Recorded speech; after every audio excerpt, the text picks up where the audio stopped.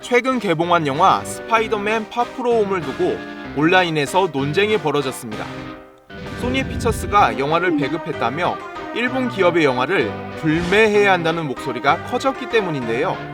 이후 소니 피처스가 이름만 소니일 뿐 일본 소니와 관련이 없다는 사실이 알려지며 논란은 대충 마무리됐지만 일본 기업 불매에 대한 움직임은 계속되고 있습니다.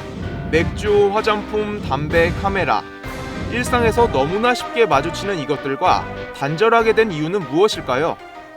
지난 1일 일본 아베 총리는 갑자기 한국에 대한 경제보복 조치를 발표합니다. 바로 직전 주말 G20 정상회의에서 자유무역을 외치던 일본의 난데없는 결정에 우리 정부, 기업, 국민 모두가 뒤통수를 맞은 건데요. 우리 정부와 기업이 급히 머리를 맞대고 대책 마련에 나선 와중에 일부 국민들은 일본 제품 불매운동을 시작했습니다. 인스타그램에는 일본 기업 리스트와 불매운동 포스터가 공유되고 있고 일본 제품 판매를 자발적으로 중단한 가게들도 수백 곳을 넘겼습니다. 안 산다를 넘어 안 판다로 일본 불매에 대한 움직임이 점점 커지고 있는 건데요.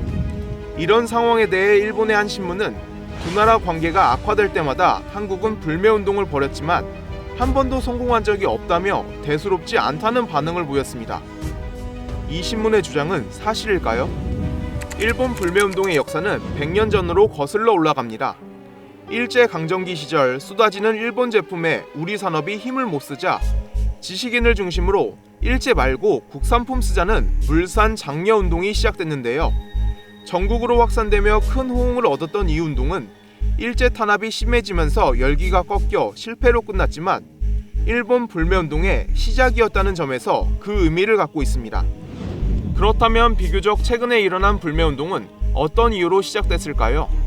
1992년 일본군이 위안부 모집을 지시하고 통제했다는 공식 기록이 발견됐는데요. 위안부 문제에 관여한 적이 없다고 발뺌해오던 일본의 주장이 거짓으로 드러나면서 국민들의 반일 감정에 불이 붙었습니다. 부산 지역의 여성 단체들이 들고 일어나 일본의 사죄와 배상을 요구하고 일본 제품 불매운동을 벌였습니다.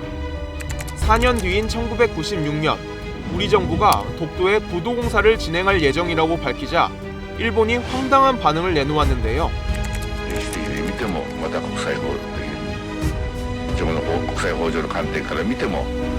독도에 공사를 하는 것은 자신들의 주권을 침해하는 것이라며 용납할 수 없다고 말한 겁니다. 이 망언 한마디에 한국에서는 전국적으로 시위가 열렸습니다. 시간이 흐를수록 분노는 더 커졌고 시위는 단순 항의 차원을 넘어서 일본 불매운동으로 번졌습니다. 또 일본은 싫어하지만 일본 상품이라면 믿고 사는 현실을 되돌아보자는 자성의 목소리가 높아지면서 이참에 그 길, 일본을 극복하자는 움직임도 펼쳐졌습니다. 그리고 일본이 역사 교과서를 왜곡한 2001년, 두 나라는 돌아올 수 없는 강을 건너는 듯 했습니다. 당시 일본은 거의 모든 역사 교과서에서 침략이라는 표현을 빼고 위안부와 의병활동 부분을 교과서에서 없애버렸습니다.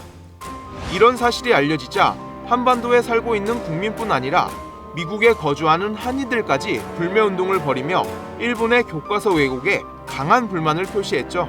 선생님들은 앞장서서 일본 역사 교육에 대한 특별 수업을 열었고 특히 일본 만화와 음반, 컴퓨터에 대한 불매운동에 집중하며 일본에 적극 항의했습니다. 두 나라가 우정의 해로 지정했던 지난 2005년 일본은 또 한 번 도발에 나섰는데요. 시마네현이 독도가 일본 땅이라는 사실을 알리자는 내용을 포함한 다케시마의 날을 만들어버린 건데요. 독도를 다케시마로 부르는 일본에 그렇잖아도 화가 난 상태에 독도를 일본 땅이라고 입력해놓은 전자사전이 적발되며 불매운동에 집중 타깃이 되기도 했습니다.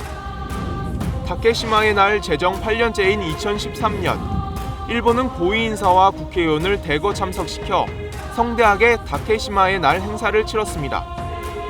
잊을만 하면 독도 영유권을 주장해온 일본에 다시 빡친 우리나라 국민들은 또 한 번 불매운동을 시작했는데요. 이때 국내 자영업자 600만 명이 참여하는 역대급 규모의 불매운동으로 번졌습니다.